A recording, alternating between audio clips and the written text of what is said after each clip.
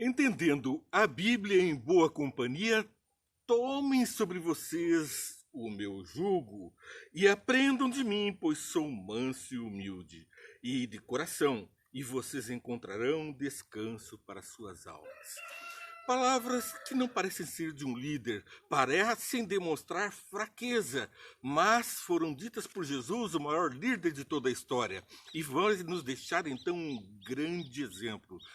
Portanto, nós devemos nos colocar diante dessa perspectiva de Jesus, que salvou o mundo e que mudou a história do mundo, sendo humilde e manso de coração, pois ele deixou o reino dos céus, onde ele tinha o trono, a majestade, a adoração de anjos.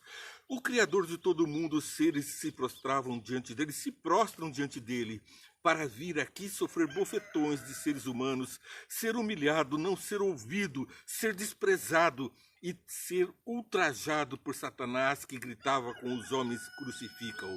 Foi açoitado, esbofeteado, sofreu todo tipo de provação e de injúria. Tudo, nada sem blasfemar, tudo com amor, tudo transparecendo amor, mesmo nas maiores repreensões, chamando os hipócritas, fariseus, líderes religiosos à atenção com amor, com a voz ainda embargada, demonstrando todavia a autoridade. Vamos orar.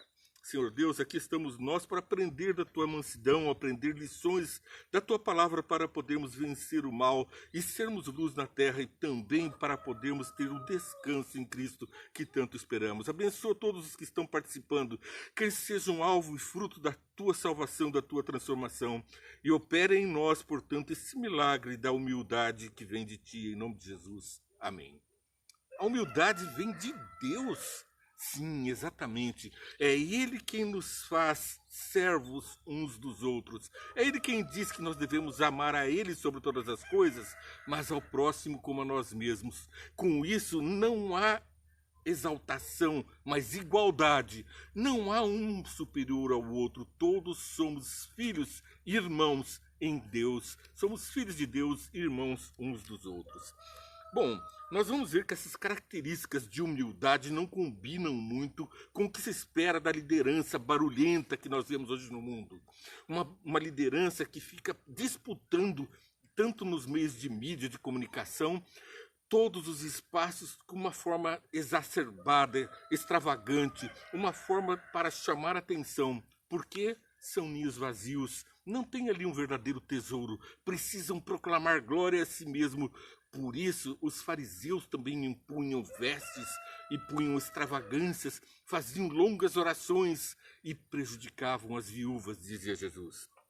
Bom, Mateus capítulo 11, 29, aprendam de mim, pois eu sou manso e humilde de coração, e vocês encontrarão descanso em Cristo. É o tema da lição de hoje, e vamos ampliá-lo começando com Parábolas de Jesus, página 59, um comentário de Ellen White ao livro Parábolas de Jesus, da vida de Jesus. O conhecimento da verdade não depende tanto da capacidade intelectual como da pureza de propósito, da simplicidade da fé sincera e confiante. Os anjos de Deus se aproximam dos que com humilde de coração buscam a direção divina. O Espírito Santo é doado para lhes abrir os ricos tesouros da verdade. Para lhes abrir os ricos tesouros da verdade.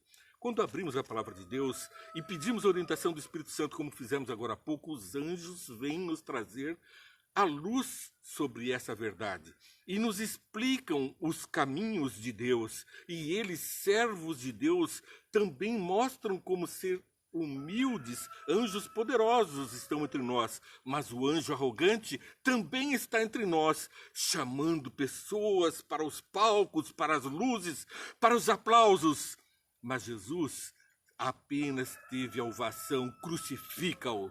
Nós temos um Salvador e a Ele glorificamos, cantamos hinos, damos louvor. Os filhos da aurora, os anjos, cantam louvor ao nosso Mestre, que foi tão judiado aqui nesse planeta, porque andou em humildade. Mas seria outro comportamento de um Deus de amor?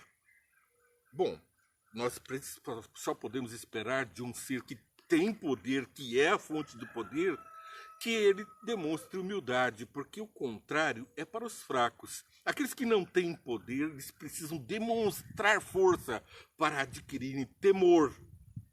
O temor do Senhor vem do amor, mas o temor do ímpio, daquele que precisa mostrar força, vem pelas armas, vem pela brutalidade, vem pela exaltação, vem pela exacerbação, pelo barulho, pelas coisas esquisitas, extravagantes e exageradas. Mas no silêncio encontramos o nosso Salvador. Paulo se referiu à bondade e à mansidão de Cristo lá em Coríntios. Vamos passar a ler aqui alguns textos que falam desse amor que leva o maior ser de todos os tempos, o Criador, o Todo-Poderoso, a ser também um ser humilde e de amor. Mateus capítulo 5, verso 5, Jesus nos ensina: bem-aventurados os humildes, pois eles receberão a terra por herança. O humilde recebe a terra por herança. Você tem a esperança da vida eterna, da vida em Jesus, de uma vida transformada, de ter, acima de tudo, o descanso em Cristo.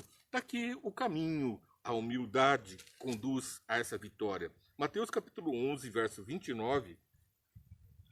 Aí vamos ver então a sequência. Mateus 11, capítulo 29. Tomem sobre vocês o meu jugo e aprendam de mim, pois sou manso e humilde de coração, e vocês encontrarão descanso para suas almas.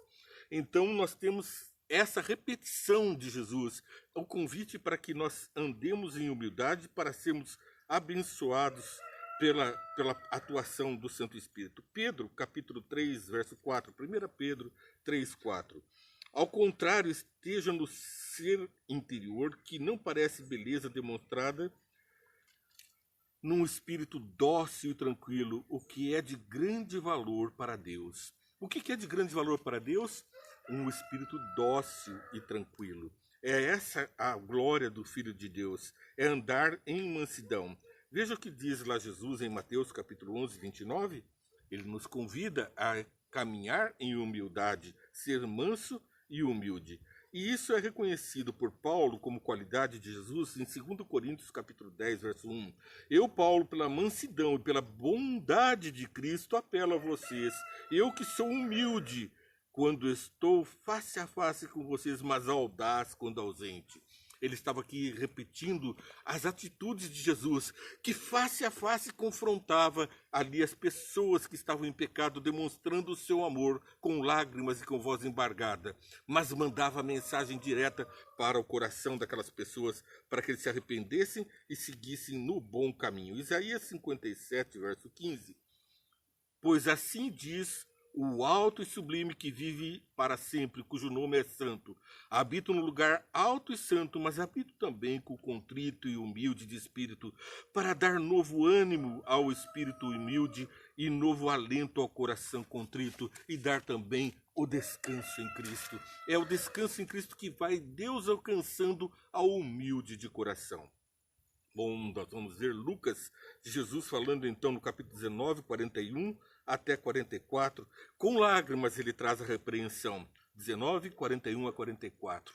Quando se aproximou e viu a cidade, Jesus chorou sobre ela e disse: se você compreendesse nesse dia, sim, você também o que traz a paz. Mas agora isso está oculto aos seus olhos. Virão dias em que os seus inimigos construirão trincheiras contra vocês e rodearão e cercarão de todos os lados. Ele estava falando do cerco romano, está falando do cerco do pecado em nossa vida hoje, o cerco que Satanás faz colocando trincheiras em nosso redor. Também se lançarão por terra vocês e seus filhos. Não deixarão pedra sobre pedra, porque você não reconheceu a oportunidade que Deus lhes concedeu.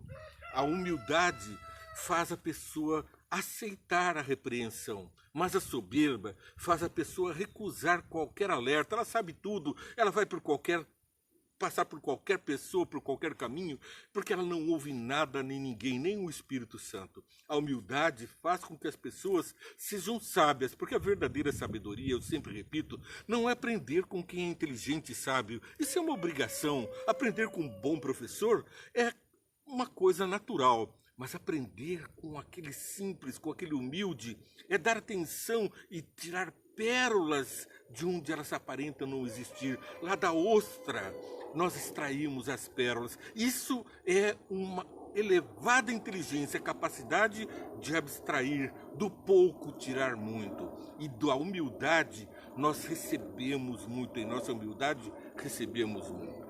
Bom, nós vemos então que Lucas aqui, Jesus com lágrimas então trouxe repreensão. Agora vamos ver João capítulo 6, verso 14. 6:14. Depois de ver o sinal miraculoso que Jesus tinha realizado, o povo começou a dizer: sem dúvidas, este é o profeta que deveria vir ao mundo. O que o mundo espera de você, cristão? Por que eles reconheceram a Cristo? Pela humildade que ele demonstrou. E o que o mundo espera de um cristão hoje, se não ver o rosto de Cristo, que olhava com amor e humildade e não com soberba? Ele, o Rei do Universo, e nós, os filhos de Deus, aqui estamos para servir os nossos semelhantes. Não para acusar, mas para alertar. Não para ter soberba, se achar melhores e maiores, mas para servir. Bom, Mateus capítulo 11, verso 29, repete que nós encontraremos descanso quando o nosso coração for manso e humilde. Bom, Números capítulo 12, verso 3 vai falar da humildade. 12:3. Ora, Moisés era um homem muito paciente, mais do que qualquer outro que havia na terra. Por isso mesmo ele prefigurou Jesus, porque Jesus veio depois de Moisés e com maior humildade ainda ele se deu a própria vida, tirou a coroa, tirou a capa da majestade, tirou toda a glória do céu para servir aqui como o mais humilde dos seres humanos. Nascendo numa manjedoura, sendo bofeteado por qualquer um que passava, ele estava ali cumprindo uma missão maior de trazer luz ao mundo. Bom, Deuteronômio capítulo 18, verso 15, vai mostrar que Moisés e Jesus, então, o Senhor, o seu Deus, levantará no meio dos seus próprios irmãos um profeta como eu. Ouçam no Moisés falando que Deus ia levantar Jesus como um profeta. E você, como um profeta, você se levanta com humildade para proclamar a glória de Deus. Em Êxodo capítulo 32, versos 31 a 33, nós lemos: assim Moisés voltou ao Senhor e disse: ah, que grande pecado cometeu esse povo, fizeram para si deuses de ouro. Mas agora eu te rogo, perdoa-lhes os pecados, senão risca-me do teu livro que escreveste. Respondeu o Senhor a Moisés: riscarei do meu livro todo aquele que pecar contra mim. Mas nós temos então Jesus que veio como Moisés a interceder ao Pai. E ele veio e deu a própria vida. E agora ele é nosso advogado, nosso intercessor. E ele está nos céus. E não fala risca-me do teu livro, porque ele é a vida. Mas ele fala: eu dei a minha vida por esse. Então risca o nome dele do rol dos perdidos. Risca os pecados deles. E agora aceita o que eu em humildade ofereci. Aceita que este que está ouvindo a mensagem em humildade está se reconciliando comigo. Portanto, Moisés tem uma direta repercussão na obra salvífica. Assim como salvou o povo, Deus também salvou a toda a humanidade. Salvos estamos, mas apenas aqueles que conseguem ver e ouvir, porque aqueles que não são humildes seguem na sua obstinada soberba. Assim como Satanás, um anjo que quis ser igual a Deus, assentar-se no trono de Deus, e então caiu para o Hades, para o inferno.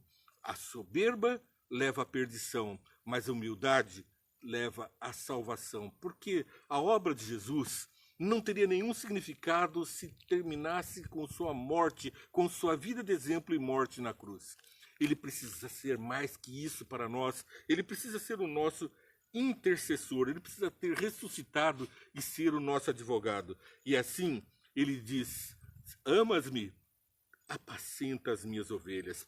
João capítulo 21, 17. Para apacentar as ovelhas, é preciso estar paciente. Imagine alguém que tenta apacentar ovelhas com gritos, berros, barulho. As ovelhas vão estar muito agitadas, facilmente se perderão, mas com o cântico de Davi, com a flauta de Davi, com a harpa de Davi, as ovelhinhas estavam sendo apacentadas.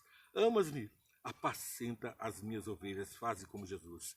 Que Deus te abençoe. Você assistiu Entendendo a Bíblia em Boa Companhia. Todos os dias estamos com você. Primeiro, nos 5 minutos, vem Entende, que foi ao ar agora há pouco, o resumo desse programa. E depois, Entendendo a Bíblia em Boa Companhia, para entendermos o que Paulo disse sobre a humildade de Jesus, o que Moisés representa e o que Jesus é para nós. Que Deus te abençoe.